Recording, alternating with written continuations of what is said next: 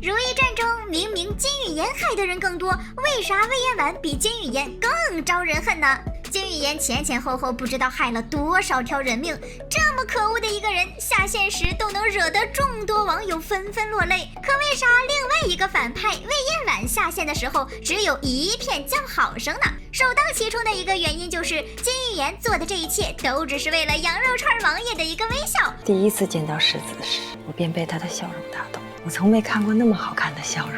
而魏延婉是为了往上爬而往上爬，并没有什么其他的缘由。金玉妍作为御史贵女，说好听点是被选来加固友好关系的，说难听点呀，她就只是一个被人送来送去的玩意儿。被送到这个陌生的地方，她只能谨小慎微的活着，但活着还不够，她需要得到足够的地位，才能在皇上面前说得上话，这样才能给自己的母族争气，并且在必要的时候为自己的母族吹吹枕头风。金玉妍呢是为了王爷而战斗，但魏延婉可就不一样了，起码她身边还有个恋人，而且凌云彻一直都很喜欢她呀，为啥非得往上爬呢？到时候嫁给凌云彻过自己的小日子多好，可她偏不。她在以为被皇上看上的时候，立马一脚踢开了凌云彻，在被调入花房时又转身吃了口回头草。本来凌云彻已经求了如懿帮忙，说等开春了就给魏延婉找个好差事，但还没等开春呢，金玉妍就发现她的长相和如懿有点形似。为了侮辱如懿，金玉妍把她调到了自己的宫里，开始欺负她。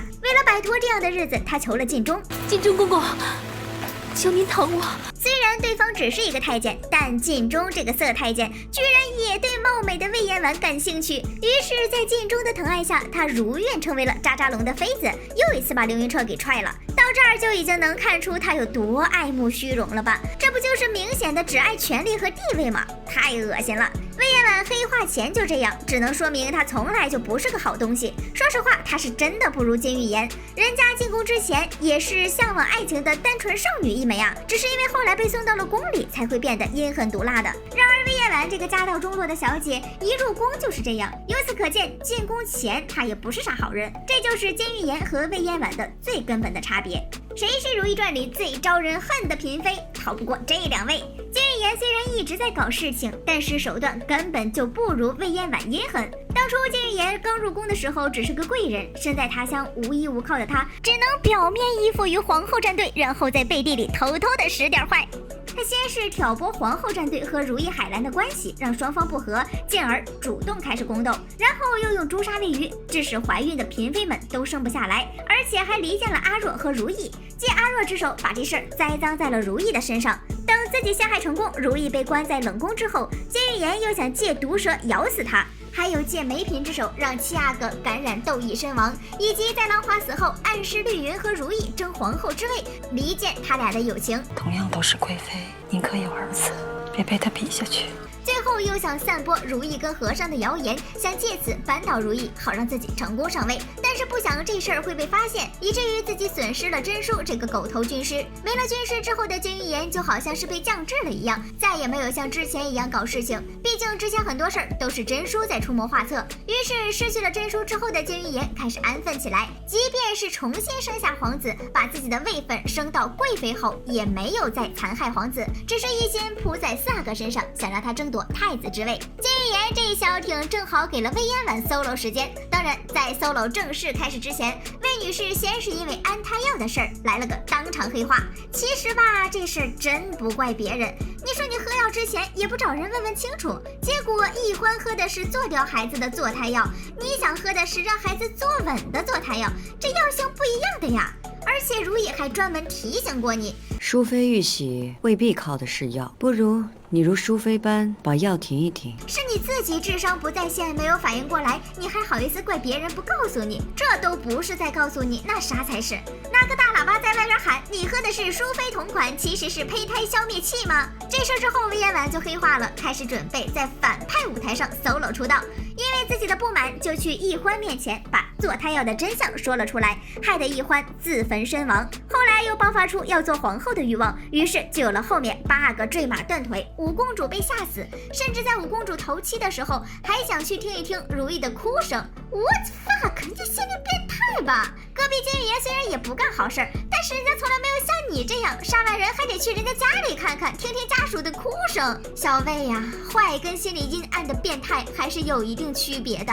魏延婉的毫无底线简直令人发指。魏延婉这个人，你说他有情吧，他抛弃了凌云彻；你说他无情吧，他后来还一直想着人家，甚至在发现凌云彻喜欢上了如意之后，还说喜欢他的人只能一直喜欢他。